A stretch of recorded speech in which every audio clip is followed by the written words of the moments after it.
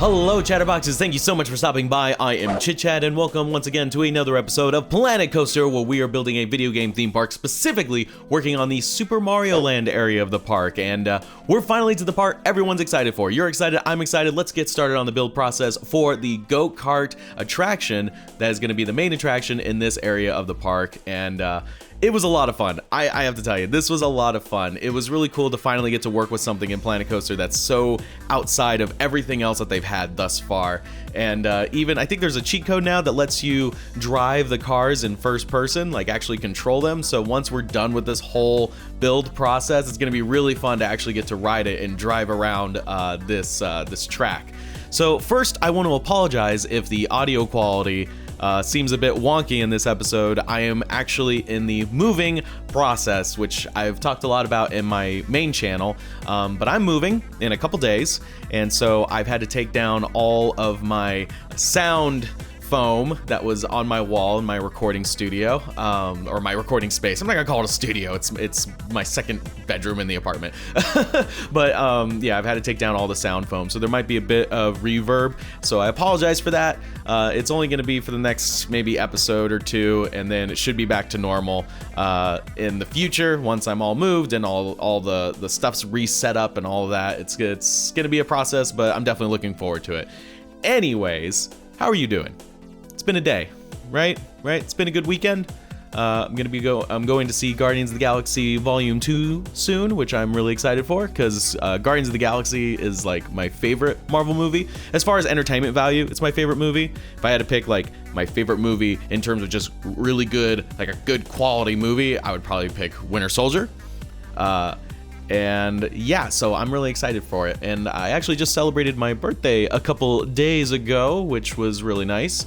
So it's been a relaxing, kind of chill few days. Besides the moving, that's been painful, and boxes upon boxes. Anyways, I was actually playing. What was I playing just a few moments ago? I was playing ukulele. And I'm really digging that game. There's some things that I'm not too excited about, and other things that I am.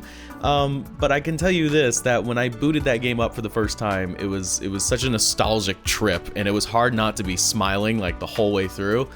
I guess the biggest critique that I have of that game so far is just the level design is a bit lackluster, especially when you expand the worlds. They just seem so disjointed, and the theme kind of feels a bit lost after a while.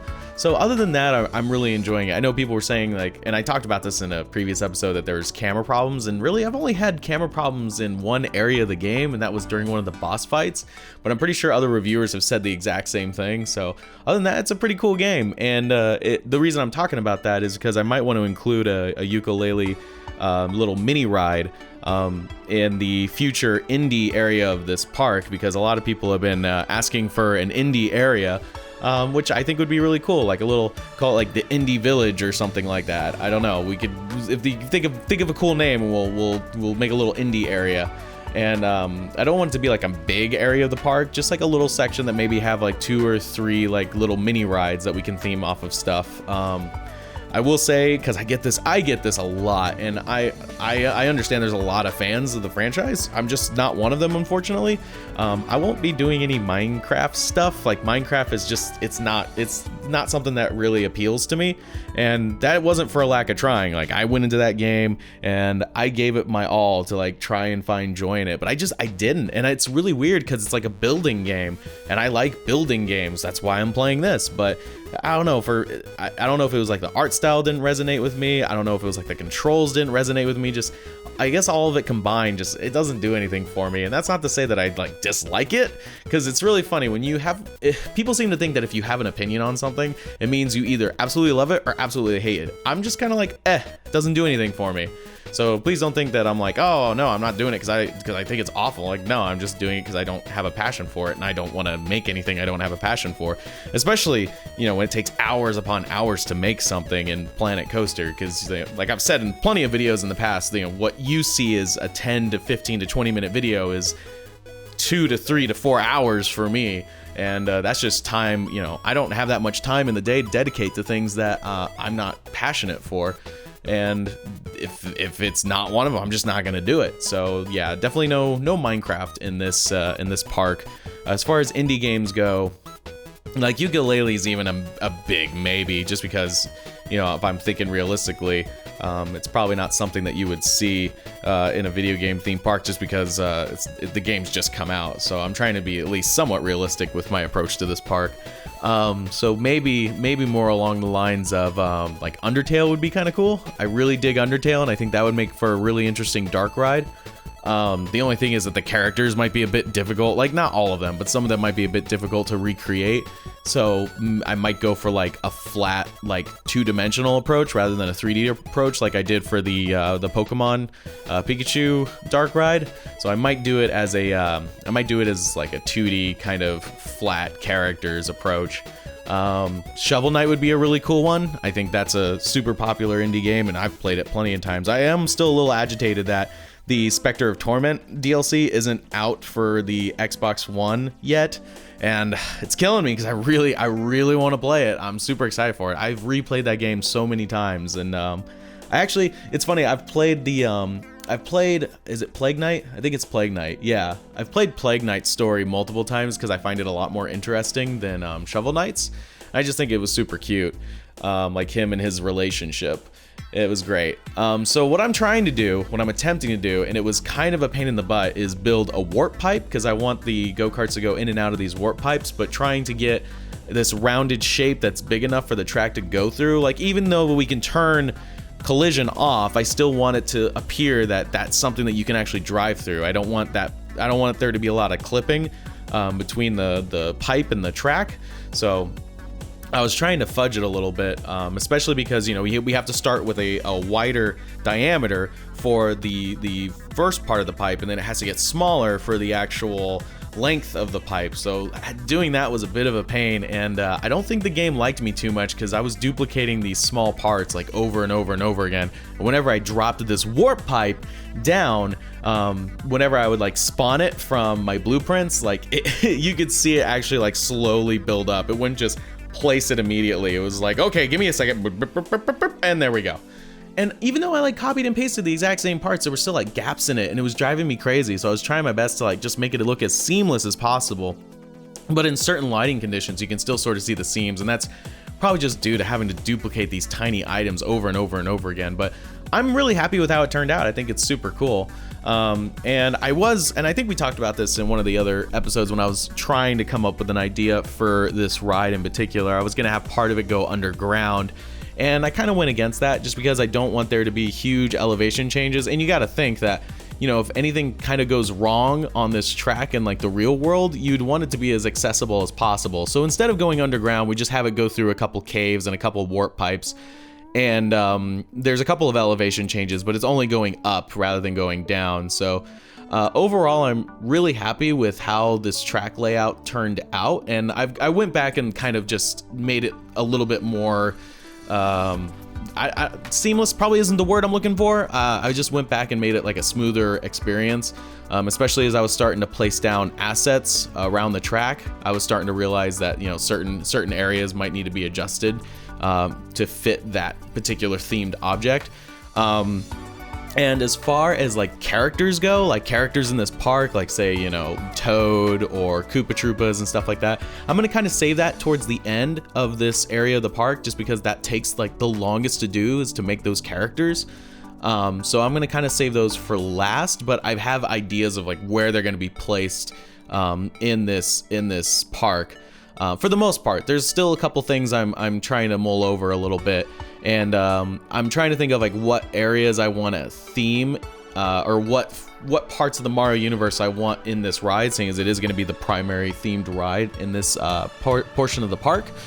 So I'm trying to think of all the characters that I want to have featured, and besides just like, you know, the regular characters like Toad and the Koopa Troopas, I think if you can see how the track kind of goes up right before it's about to go into once again into the Peach's castle, I'm thinking I might want to have like a little mini Bowser castle and just have like Bowser kind of chilling up in like the rafters or something, so if you looked up you could see him. I think that might be kind of cool. So if anyone has any ideas, please feel free to share them. I might even have like a little Boo section, because if you remember the courtyard in Super Mario 64, or just Mario 64, I guess it's called, there's in the courtyard, courtyard where you enter the haunted house area. There's a bunch of booze, so I thought it'd be funny to have like a little courtyard kind of in this back area of the castle and have the booze in there.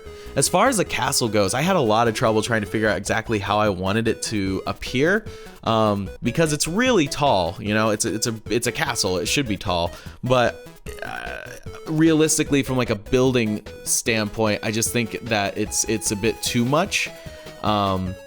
So I was trying to find ways to simplify it, and also because I wanted the go-kart loading area to kind of be open, like actually not have a ceiling above it.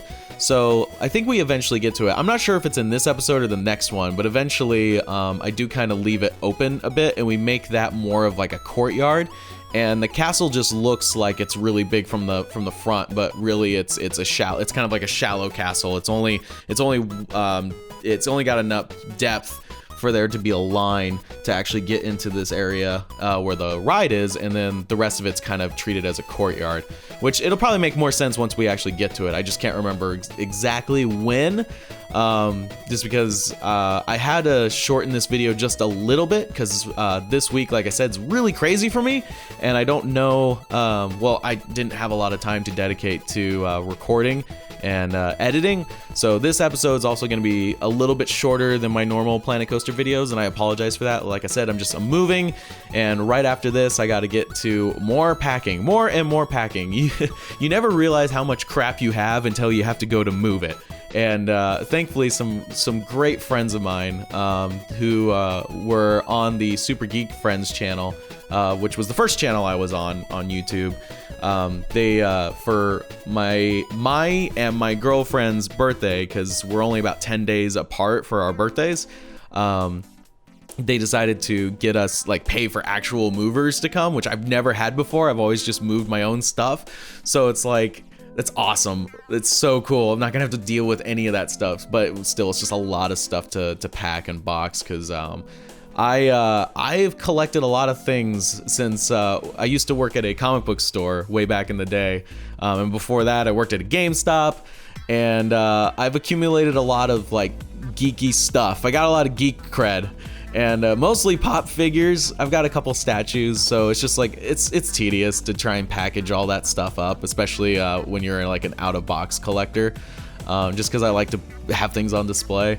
And yeah, I'm gonna be whittling down my collection for sure, and even all the cosplay stuff. Oh my gosh! So for those of you that don't know, I've got a lot of, especially Power Ranger costumes, just because Power Rangers was my jam back in the day. I love that show, and I'm not one of those people that is like, oh, it wasn't cheesy, it wasn't over the top and just ridiculous. Like, I'm fully aware it's cheesy, over the top, and ridiculous. That's part of the reason why I love it so much. But I'll never be like, no, it's serious. Power Rangers is serious. No, I'm not one of those people. And I actually really enjoyed the movie. I didn't think I was going to, at least not as much as I did. And I enjoyed that movie thoroughly. I loved it. I am excited to see what they'll do in the sequel, and hopefully get a little bit more closer to kind of how the original show was, because it was the tone-wise, it was very serious in the beginning. And then towards the end, like the last 30 minutes, it ramps up into Crazy Town. So I kind of want to see, now that they are in Crazy Town, where they're going to take it from there. And especially because I don't want to spoil it, but they do kind of lead into a certain very popular character from the franchise to be in the second one. So I'm really curious how they're going to handle that, and it's going to be cool. So I've got, like I said, lots of things to pack, and I'm just looking forward to getting the recording area set up again, and get to making more videos, which hopefully you all are still okay with the one episode a week. That's about all I can do right now, because I am working on a super secret project. It's not secret at all, I'm kidding. If you follow me on social media, which I would super appreciate if you did, because I post a lot of stuff on there, especially stuff that you just won't see on YouTube, just because it's either an image or it's an update.